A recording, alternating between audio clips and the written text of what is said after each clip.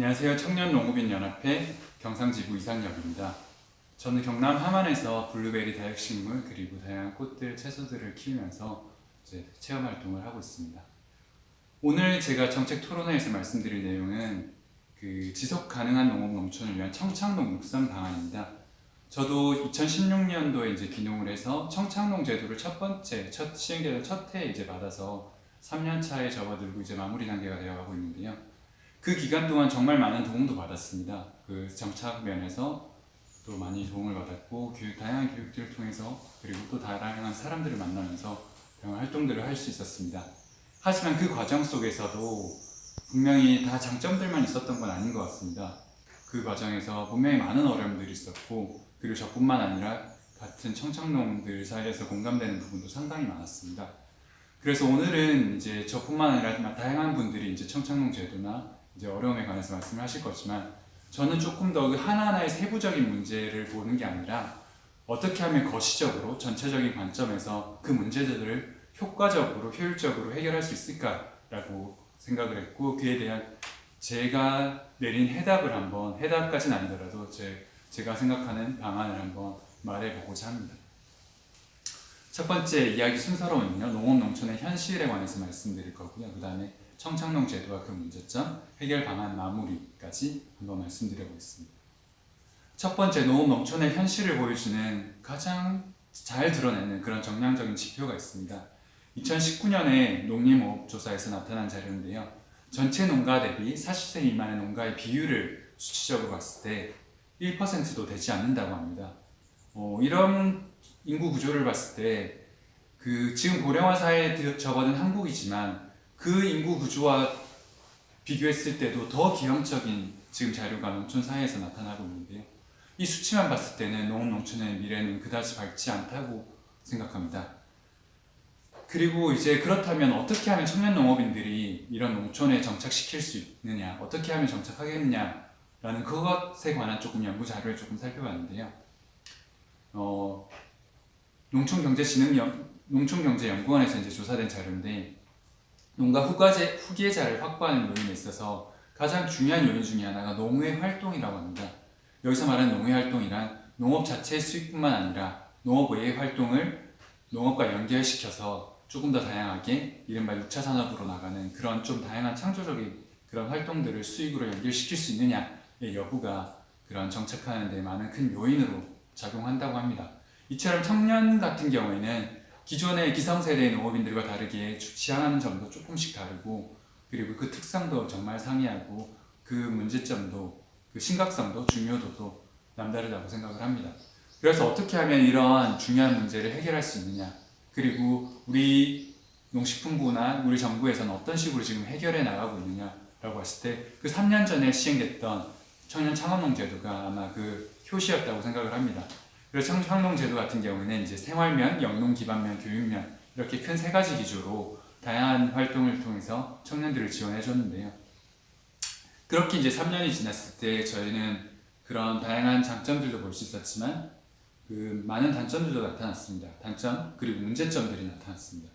그렇게 봤을 때 이런 문제점들이 과연 지금까지는 피드백이 이루어져서 다시 제도 개선으로 진행이 되었는가 봤을 때는 잘 원활하게 이루어지고 있지 않다고 생각을 합니다. 그러면 이런 문제점들, 현장에서 나타나는 다양한 문제점들이 있는데 조금 대표적인 것들을 예를 들어보면 후계농 자금에 있어서는 7년의 상환기간이 너무 짧다. 이자율 같은 경우에도 시중이자와 크게 다를 바 없다. 그 다음에 교육 같은 경우에는 교육이 너무 진부하다. 그리고 연차에 갈수록 변화가 있어야 되는데 변화가 없다. 그리고 승계농, 후계농에 구분이 되어졌으면 좋겠는데 그런 구분이 없다. 그리고 한정적이다라는 의견들이 많았고 바우처 카드 사용에 있어도 다양한 문제들이 발생을 했고 온라인 사용에 관해서도 많은 제약이 따른 건 사실입니다. 이런 식으로 조금 다양한 문제점들이 지금 여러 곳에서 나타나고 있습니다. 하지만 가장 큰 문제점은 이런 문제점들이 휘발이 돼버린다는 거예요. 그러니까 문제점들이 축적이 되고 조사가 되어져서 제도 개선으로 원활한 연결고리가 만들어져서 이루어져야 되는데 그렇지 않다는 거죠. 그렇게 봤을 때 청창농 제도가 과연 어떤 문제점 때문에 이런 피드백들이 잘 이루어지지 않느냐라고 했을 때 제가 봤을 때는 그런 청창농 제도를 문제를 해결하기 위해서는 문제를 정확하게 정의하고 해결책을 찾고 그 다음에 해결책을 바탕으로 실행을 해야 된다고 생각을 합니다. 그렇게 봤을 때 지금 같은 경우에는 문제 정의 단계, 그 시작 단계가 이런 제도적으로 잘 이루어지지 않는다는 것이죠. 문제가 지금 허공으로 떠돌고 정확하게 연구가 되어져서 누적이 되고 그 분야별로 개선이 이루어지지 않는다는 거죠.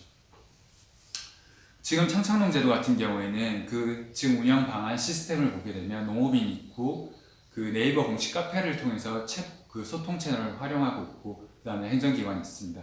그 소통 채널을 이제 농정원에서 운영을 하고 있고요.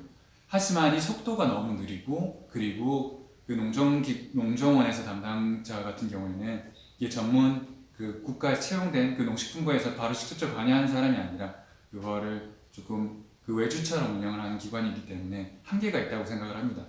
예를 들면 그 2월달 올해 2월 같은 경우 코로나 바이러스 문제로 그런 온라인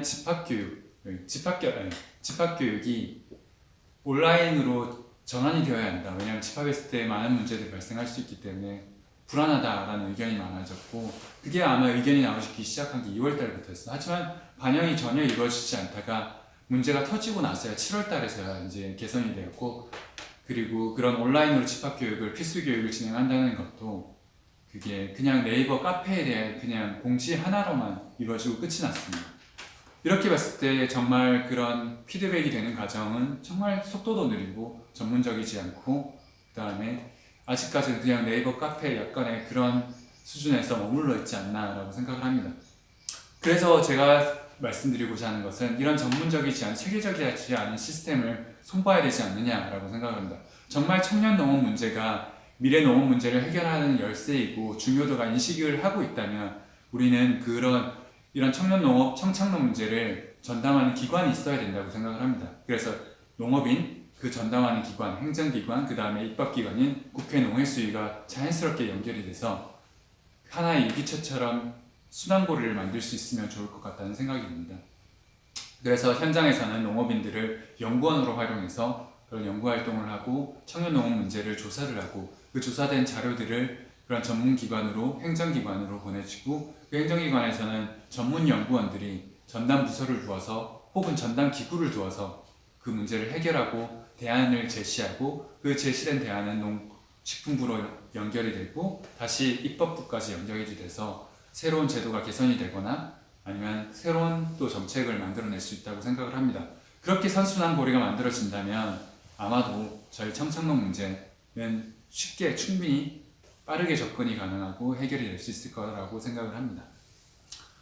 조금 마무리를 해보자면 지금 청년 농업 문제는 정말 심각합니다. 앞서 말씀드린 것처럼 1%라는 수치는 우리 농업의 농촌의 지속 가능성을 위협하고 있다고 생각을 합니다.